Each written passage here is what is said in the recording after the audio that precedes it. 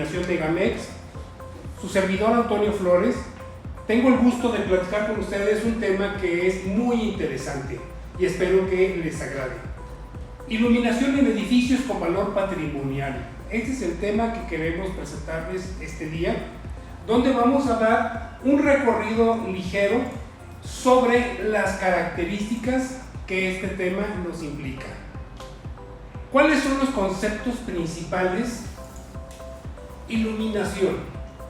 En su raíz, illuminatio, que proviene del latín, hace referencia al alumbrar, a dar luz. ¿Y la luz qué función nos hace? Bueno, tenemos una aplicación que nos facilita, a través de la luz, poder ver los objetos, nuestro entorno, nuestro alrededor. También podemos mirarlo con más detenimiento, fijar la vista. Por supuesto, podemos observar a detalle y finalmente llegar a contemplar.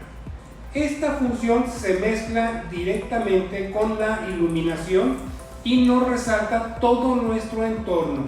Y en el tema que hoy estamos platicando, estos edificios de valor patrimonial con valor histórico, pues vamos a poder verlos, mirarlos, observarlos y contemplarlos.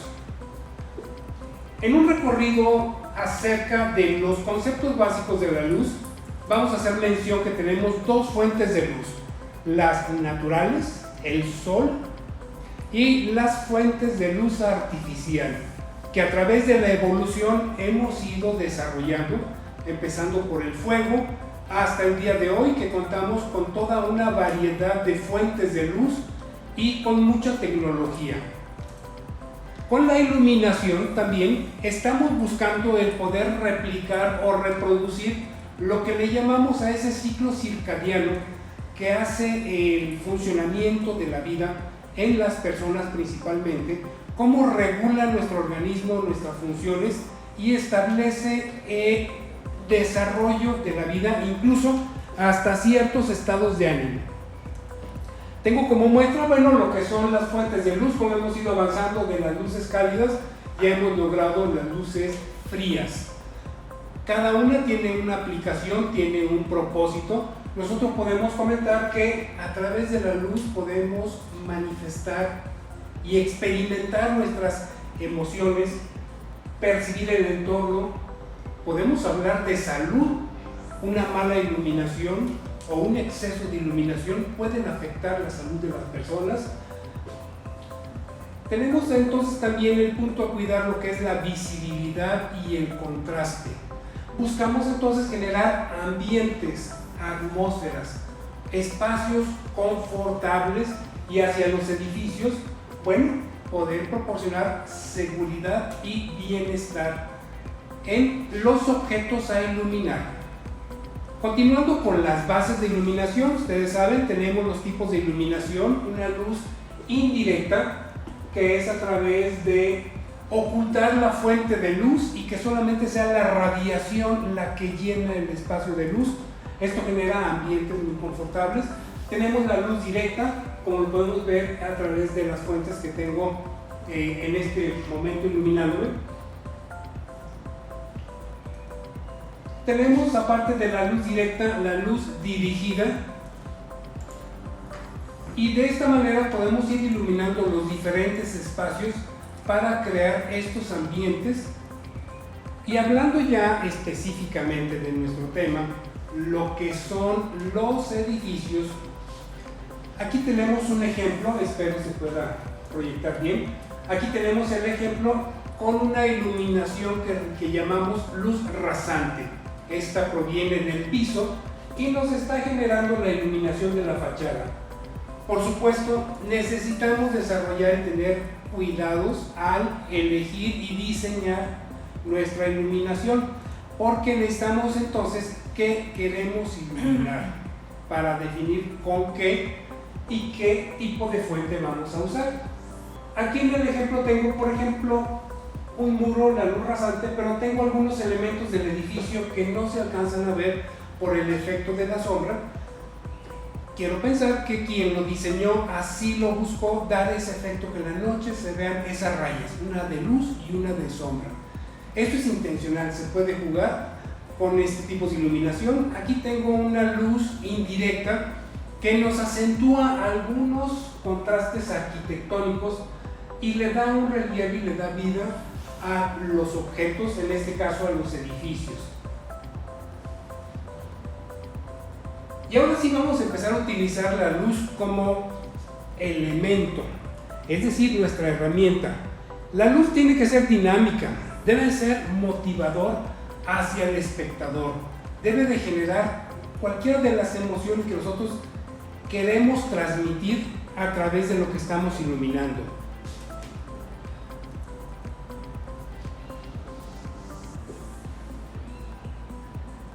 Quiero platicar brevemente un ejemplo en el cual me lleva a hacer un análisis del objeto que vamos a iluminar del edificio del patrimonio. Resulta que tenemos en la Ciudad de México un edificio colonial en la calle de José María Pino Suárez, esquina con República del Salvador. Y esta tiene un valor, por supuesto, colonial, pero conserva en una de sus esquinas una de las cabezas del dios Quetzalcóatl, que fue desmantelado de la pirámide, obviamente que se desmanteló y de ahí obtuvieron los materiales, pero tiene un valor simbólico. Cuentan, por el lado de los conquistadores, haber dejado el elemento, la cabeza del dios, era un mensaje hacia el pueblo. Un mensaje de dominación, de control, de poder, y en el cual dejaron esa piedra visible para transmitir ese mensaje. Sin embargo, cuentan también que los que construyeron el edificio, que eran los indígenas, eligieron esa piedra intencionalmente y la dejaron visible para transmitir el mensaje a su pueblo y de decirles: nuestro dios Quetzalcóatl va a permanecer dormido por un tiempo, pero está presente. Y así todos los indígenas, cuando pasaban por esa esquina, rendían el culto al dios de manera discreta. Entonces, estas son teorías, son elementos que se conservan dentro de la arquitectura del edificio, que tienen un gran simbolismo, y por supuesto tenemos la necesidad, a la hora de iluminarlo, de transmitir los mensajes que el constructor quiso presentar en su edificio. Para poder hacer estos trabajos, obviamente necesitamos hacer una investigación lo más profunda posible, histórica, según sea el caso, planos, fotografías, toda la documentación que se pueda tener para entender la función que tuvo ese edificio. ¿Cuáles fueron sus características? De preferencia, si es que existen todavía lo que son los planos arquitectónicos, el conjunto con sus fachadas, los cortes, los planos, todo eso que el arquitecto, cuando diseñó el edificio, quiso mostrar. Esto nos habla de evolución, nos habla de tecnología, de avances. Necesitamos una memoria descriptiva y una memoria de cálculos. Cómo fue construido, cuáles fueron los elementos, por qué se eligieron esos materiales, para tener esta memoria de cálculo y poder hacer algunas simulaciones de el edificio con los diferentes elementos de iluminación, cómo se elaboraron las instalaciones eléctricas. Recomendamos llevar un cuaderno con especificaciones que nos pueda determinar y conocer todos los materiales involucrados, todo lo que está presente en el edificio. Debemos de tener conocimiento, por lo tanto debemos de consultar con muchas áreas de construcción: historia, arquitectura, ingeniería, materiales y, por supuesto, ya que desarrollemos nuestro proyecto de iluminación, poder elaborar un manual de mantenimiento. A veces es muy sencillo de determinar: voy a colocar una luz con unas características que enfoque el objetivo, pero se convierte en un punto inaccesible, al cual sí necesitamos tener un plan previo de mantenimiento y reposición de estos elementos. Esto es de manera general, vamos a ir viendo sobre la marcha algunos detalles. Como detalles técnicos tenemos algunas características de lo que son las fuentes de luz artificiales. En esta gráfica tengo lo que es, a través del laboratorio, con nuestra esfera de Ulbricht o nuestro espectrómetro, podemos determinar cómo se compone la luz visible, que sabemos que está entre los 380 y 800 nanómetros aproximadamente. El ojo, las personas percibimos lo que es la luz en su color blanco. Sin embargo, sabemos que está compuesta por esa vibración de energías que, de acuerdo a la vibración, me va generando una tonalidad, desde la luz ultravioleta hasta la luz infrarroja. La suma de todos estos me genera la luz blanca. A continuación tengo las diferentes fuentes de luz artificiales. Este es un comparativo de lo retirado que estamos todavía con las fuentes de luz artificial con respecto a nuestro objetivo, a nuestro sol, que es la luz natural.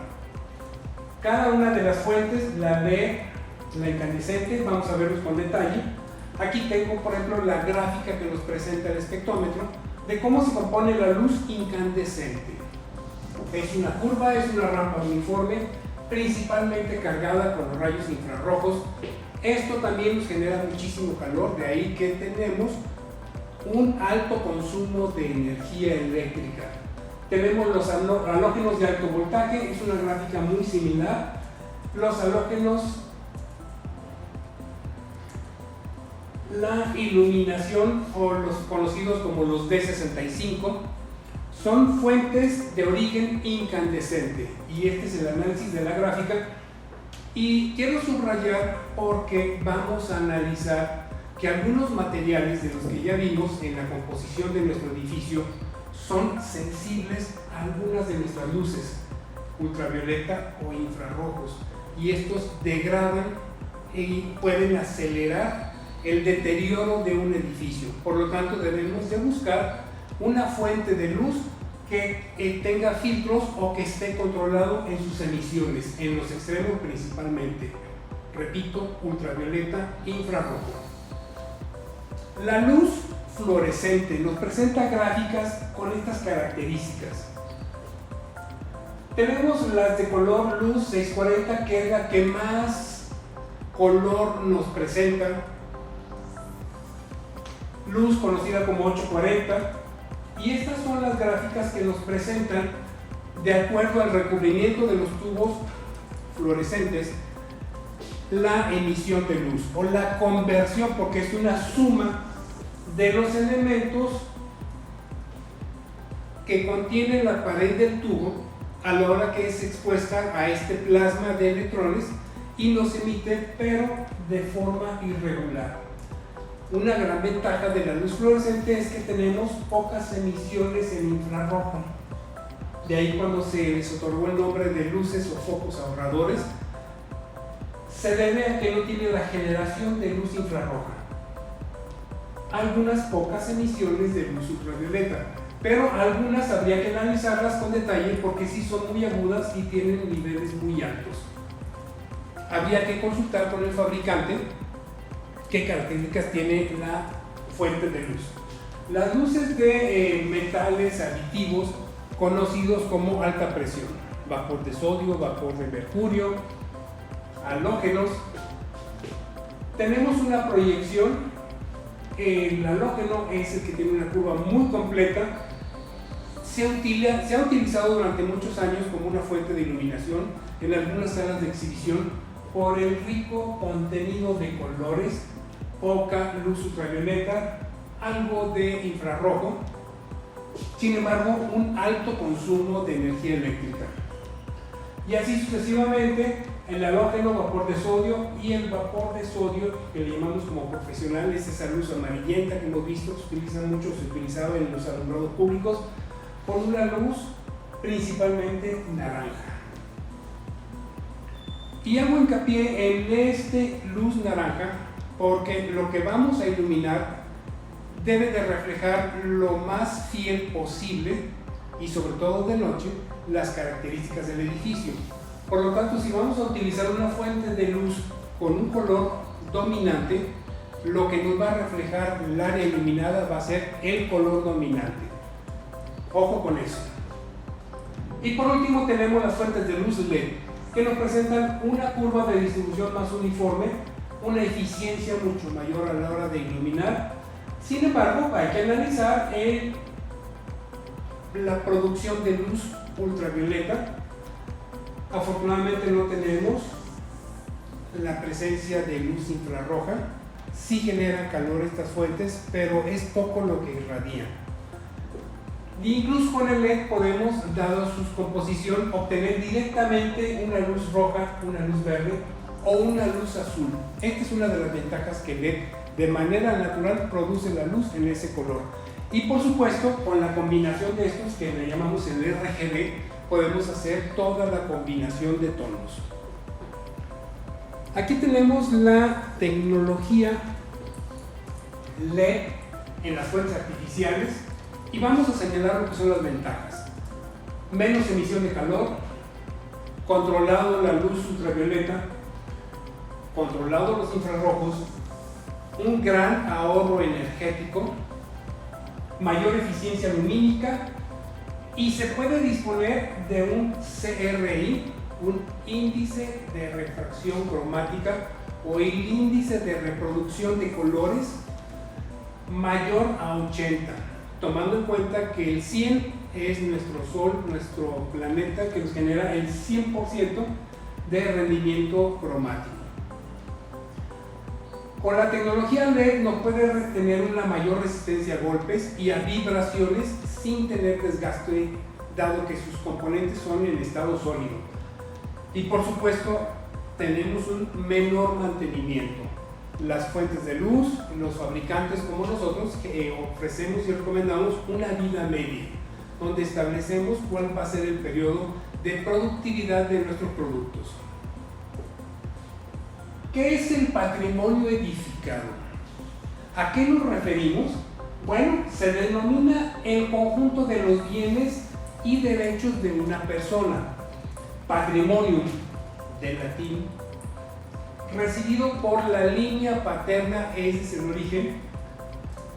Un patrimonio tangible, inmueble, constituido por lugares, sitios, edificaciones, obras de ingeniería, monumentos, zonas típicas, lugares de valor relevante desde el punto de vista arquitectónico, arqueológico, histórico y científico. De ahí la gama y el abanico de aplicaciones de estos diferentes edificios que nos transmiten una historia y que tenemos la responsabilidad de transmitirlo a las generaciones venideras. Tenemos una ley patrimonial del Estado de Jalisco que nos establece 3 puntos principales. Al menos aquí ahorita lo estoy centrando en estas características, en lo cual establece, número 1, el respeto de los valores esenciales significativos del bien. Todas las características, todo el diseño, todo el objetivo que tuvo cuando se construyó, se deben de conservar y a través de la iluminación debemos de manifestarlo y reflejarlo. Número 2. La conservación de las características tipológicas de ordenación espacial, volumétricas y morfológicas. Es decir, la conservación del patrimonio, del bien, es una responsabilidad. Y quiero subrayar, he escuchado comentarios de quienes dicen, no, es que conviene no meternos con edificios antiguos porque son problemáticos a la hora de iluminar. Yo cambiaría eso más bien como son retos para poder proyectar nuestro desarrollo, nuestra capacidad y el uso de las tecnologías para acentuar las características y esos valores históricos. Debería evitarse la demolición total o parcial, excepcionalmente en los casos de peligro para la seguridad de las personas. Por supuesto, como ustedes saben, el abandono, el no usar un edificio, lo condena a que a que se acabe por sí solo. El tiempo, los elementos naturales son los peores enemigos. Por eso es importante la conservación. Algunos elementos, algunos edificios hay que rescatarlos, incluso transformarlos en alguna aplicación que permita este enriquecimiento cultural y poderlo transmitir. La prohibición para la instalación de servicios públicos o privados que alteren la imagen urbana en las inmediaciones de la urbanización del bien. Si tenemos un edificio con ese valor histórico, pues no podemos colocar un edificio de servicios moderno que rompa con la arquitectura y con los servicios que ofrece. Por lo tanto, hay que cuidar todo ese entorno. Hay muchas autoridades que participan, afortunadamente cada vez son más, quienes están involucradas en la concesión de permisos. Y no es difícil obtener los permisos. Hay que seguir los procedimientos y poner mucha atención. Vamos entonces concretamente a la iluminación patrimonial, a estos edificios que nos transmiten todas estas habilidades, estas artesanías, toda esta riqueza. Esta es la responsabilidad en la que quiero subrayar. Rainiero Baglioni, responsable de la Unidad de Conservación Preventiva del Instituto Andaluz del Patrimonio Histórico, nos dice que la luz, con independencia de su naturaleza, es enemiga de la conservación. ¿A qué se refiere?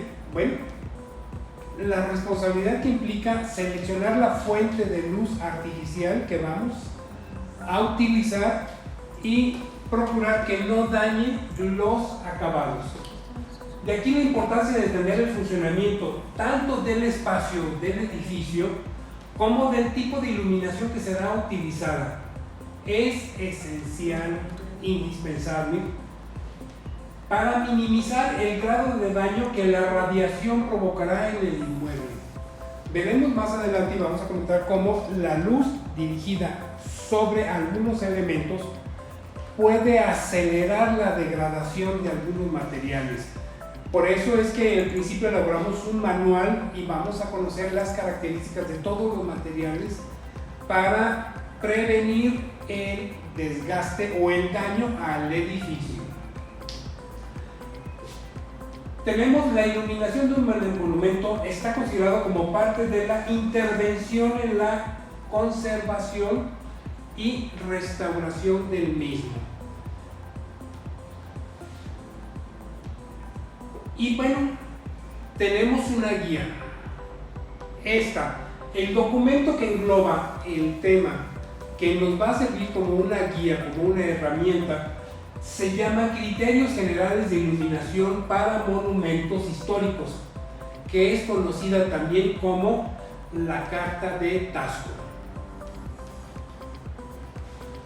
El daño conceptual de iluminación deficiente se ocasiona en un edificio se debe a que se distorsiona su lectura. Sus valores arquitectónicos se alteran, expresó Ana María Lara de Linares. Insisto en la responsabilidad de iluminar una fachada por las consecuencias que podemos generar al deteriorar un edificio, generar imágenes, sombras que no queremos. Un concepto de iluminación, podemos utilizar algunos diferentes tonos, pero como acentuar algunos puntos para poder proyectar la imagen global lo más completa posible del edificio. No se puede alejar a la iluminación del marco conceptual de la conservación como una herramienta que permita identificar a los edificios, sus materiales y su historia. La iluminación patrimonial es la técnica por la cual se facilita la observación de un objeto artístico por la noche, fomentando la percepción por atracción, reteniendo la atención del espectador.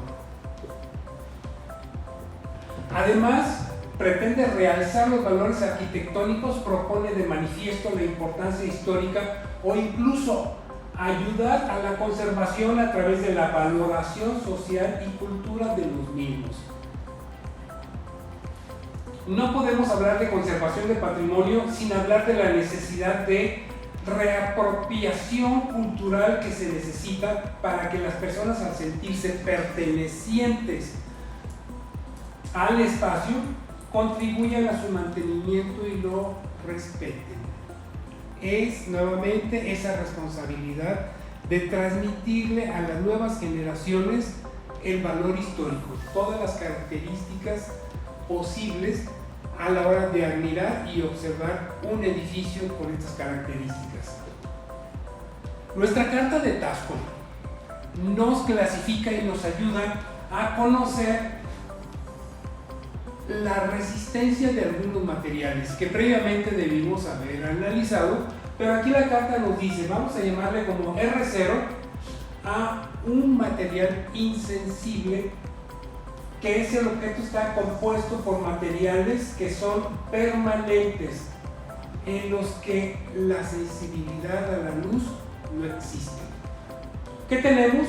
Bueno, la mayoría de los metales, los vidrios, algunos minerales, cerámicas, algunos esmaltes horneados nos dan mucha resistencia a la luz y no presentan degradación.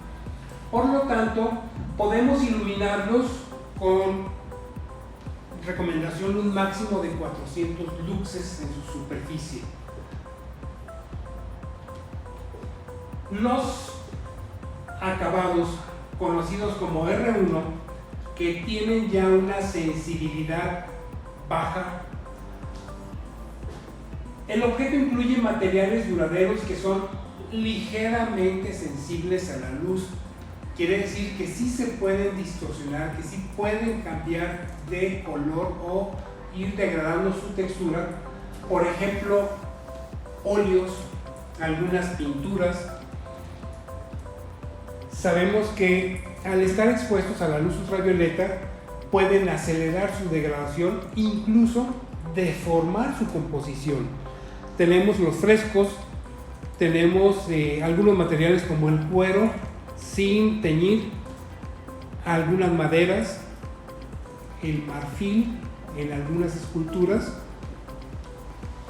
hueso, lacas y algunos plásticos son ligeramente sensibles. Por lo tanto, recomendamos una iluminación máxima de 200 luxes.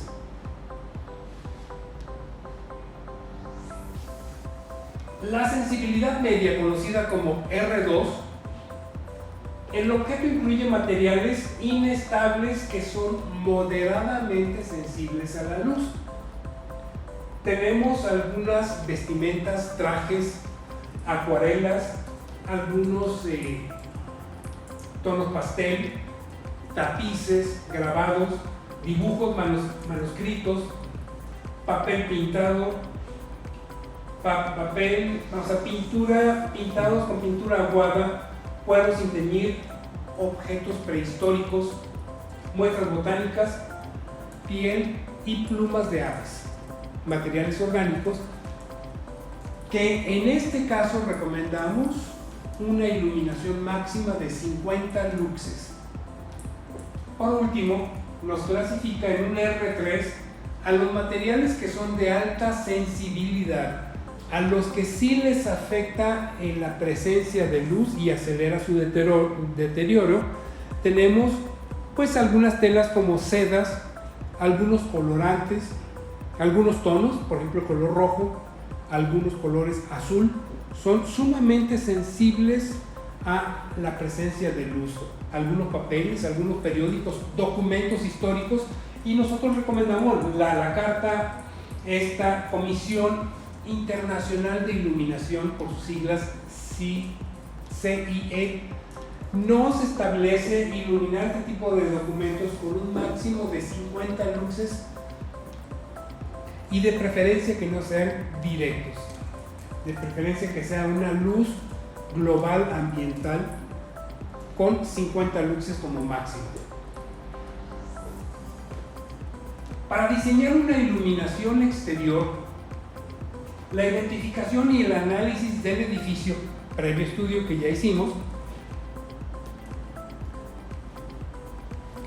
nos permite mostrar y desarrollar de manera discreta, no exagerada, estos elementos de fachada, insisto, tanto interiores como exteriores.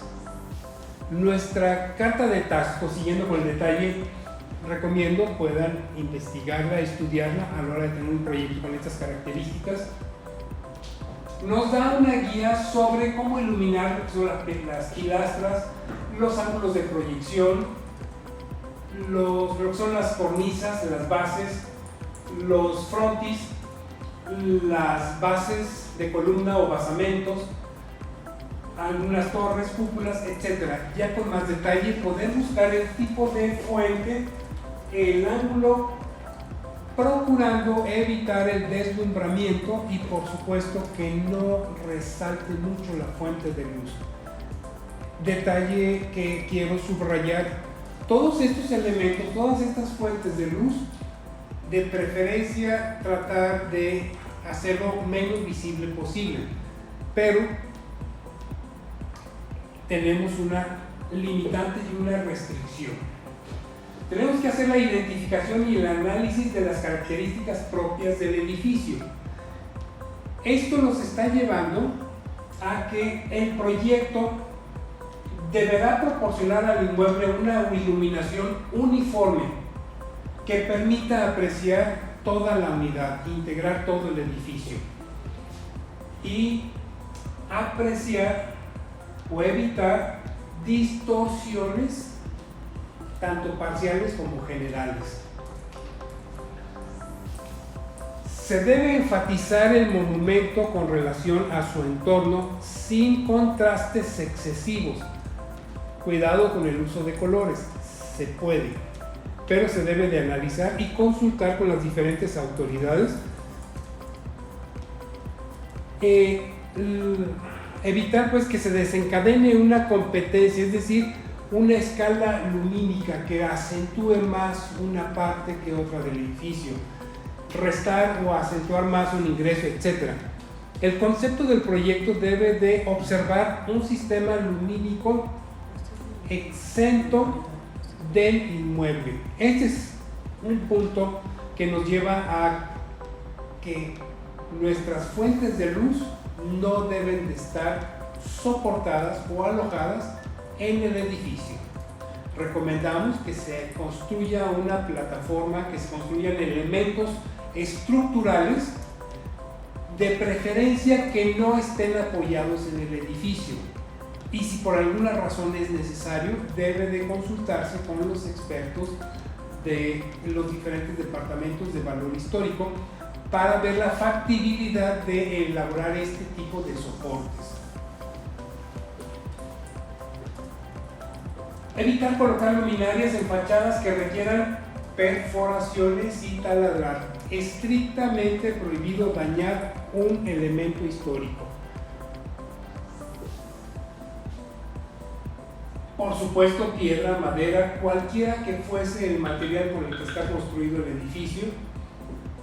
En caso de requerir ubicar las luminarias y cableados en las azoteas, cubiertas, torres, etc., se podrá realizar utilizando otros métodos de fijación diferentes.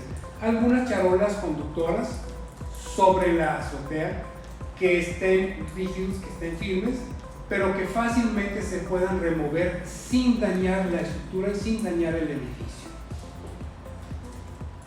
Queda totalmente prohibido, insistimos, realizar perforaciones y anclajes en zonas ornamentales, como lo que son relieves, esculturas, pinturas, murales, artesonados, retablos, así como los elementos estructurales propios del edificio.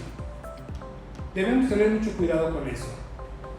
De aquí la creatividad de buscar soluciones y otras alternativas. Debemos evitar colocar lámparas en piso, ya que estas distorsionan la lectura del inmueble.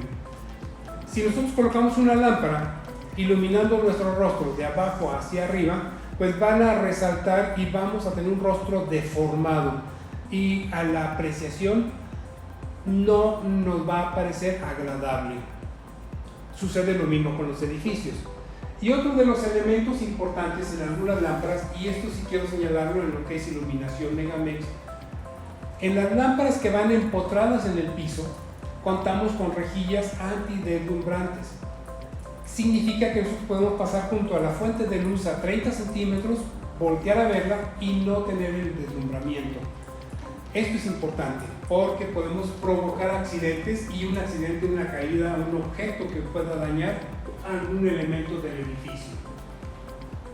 Cualquiera que sea el método de fijación, la ubicación del cableado de los equipos eléctricos deberán detallarse mediante planos, esquemas en el proyecto y en cumplimiento con la NOM 01 de la Secretaría de Energía.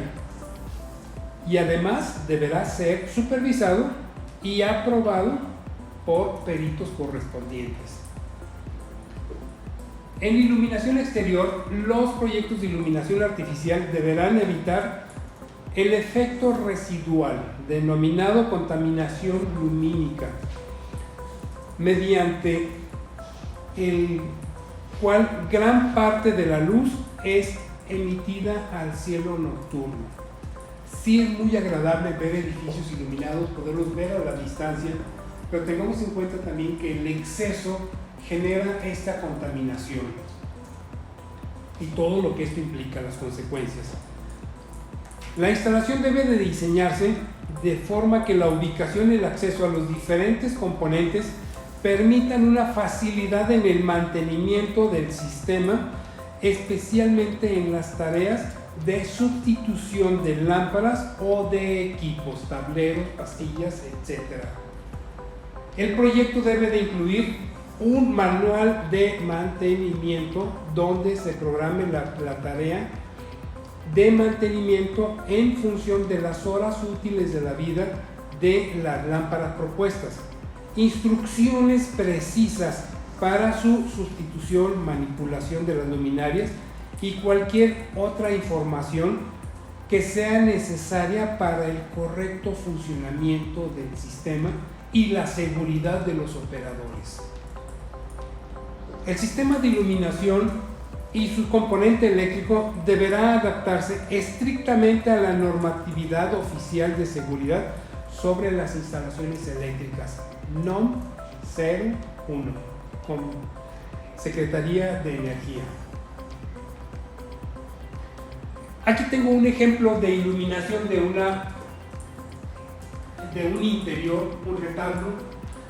Buscar cómo irradiar y cómo cubrir de manera uniforme las superficies requiere de ese análisis, requiere de ese cálculo, que es todo un desafío. Es una gran oportunidad de mostrar y de presentar este desarrollo.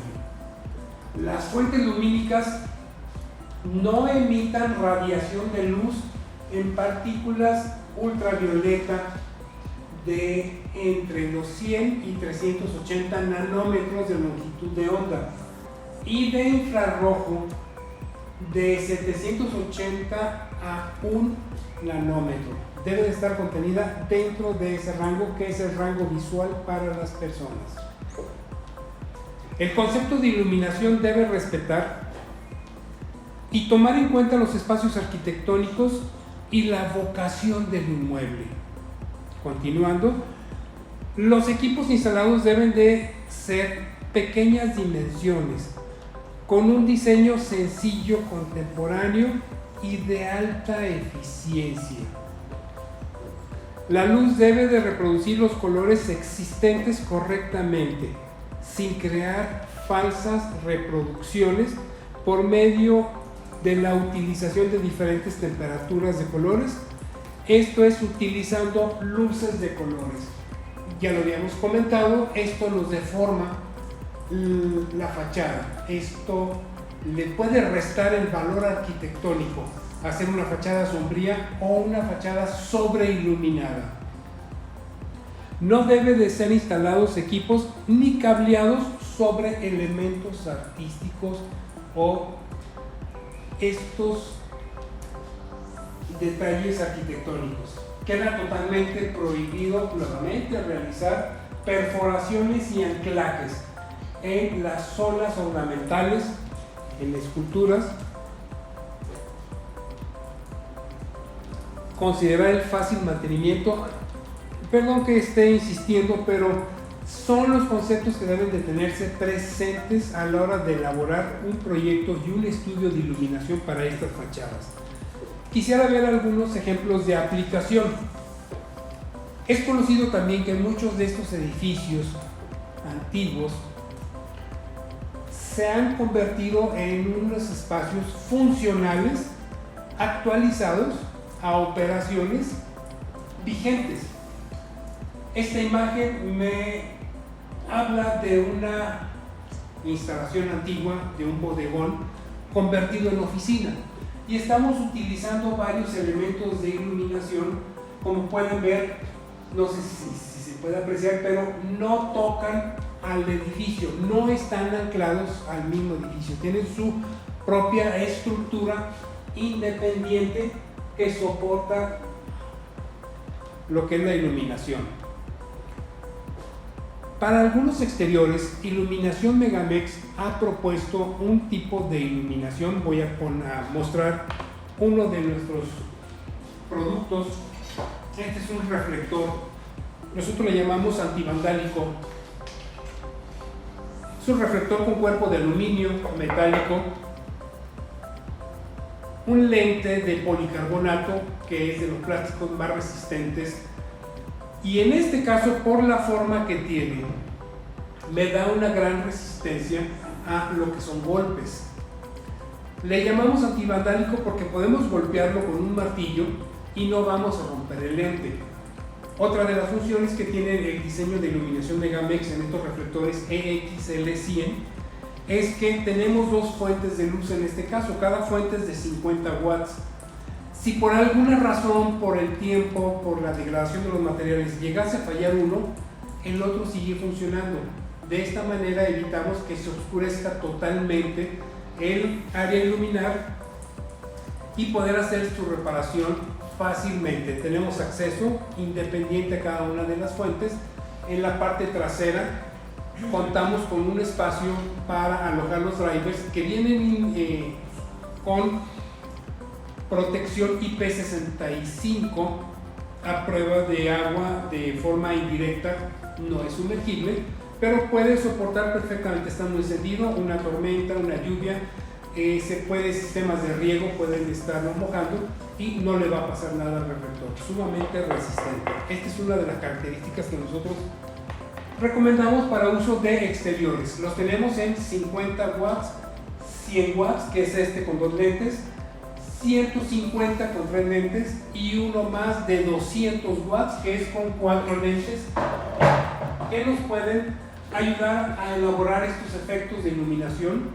Para la iluminación entonces de nuestros edificios, Iluminación Megamex nos hace propuestas para esos edificios que se han actualizado, que se conserva con las tendencias de arquitectura moderna, donde ya no tenemos el falso plafón, luminarios para poder presentar nuestra línea de MLED. Es una regleta, fácil montaje, cuerpo de aluminio, policarbonato, y con esto podemos establecer líneas de iluminación sumamente ligeras y con un muy buen flujo luminoso. Para alturas mayores en algunos edificios hemos desarrollado un modelo que le llamamos Market Light 55. Esta es una lámpara con cuerpo de aluminio,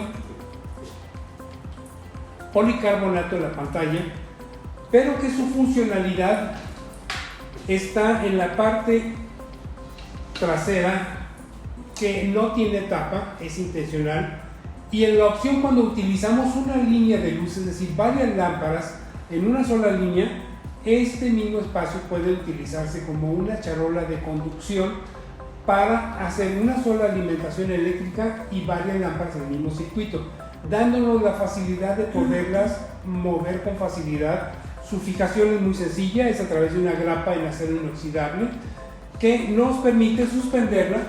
Esta lámpara nos da un flujo luminoso de 5000 lúmenes y una temperatura de color de 4000 Kelvin, ideal para esos espacios donde no queremos luz fría ni cálida, sino esta luz intermedia. Otra de las aplicaciones, de acuerdo a la decoración y que es muy funcional, son nuestros paneles cuadrados de LED. Este panel de 60 por 60, sumamente versátil, muy ligero, muy fácil de instalar, se suspende y nos puede dar una gran versatilidad para poder iluminar en espacios interiores sin afectar las características del edificio. Tenemos entonces aplicaciones en dobles alturas. Podemos reforzar, como es en este ejemplo, en las columnas a través de nuestros reflectores.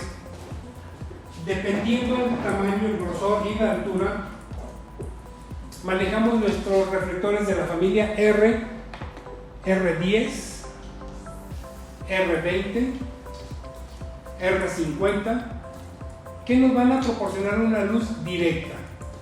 Como dato importante quiero agregar, en nuestros reflectores tenemos en la pantalla en color blanco. Podríamos haberlo hecho en aluminio, en acabado espejo, para reflejar toda la cantidad de luz que produce el LED. Sin embargo, al nosotros utilizar este acabado blanco, nos hace una reflexión de luz de manera suave, evitando sombras a través de las esquinas, de tal manera que el área iluminada es uniforme en toda la superficie. Estas son nuestras principales recomendaciones. Insisto en que se den la oportunidad de trabajar un proyecto de iluminación para estos exteriores. Con gusto podríamos acompañarlos en alguna asesoría, estamos a sus órdenes, y no me queda más que agradecer su participación con la esperanza de que la información presentada sea de utilidad para ustedes. Cualquier duda o consulta, por favor, llámenos. A nombre de Iluminación Megamex y el propio Antonio Flores, les agradecemos su participación en este webinar. Que tengan muy buena tarde.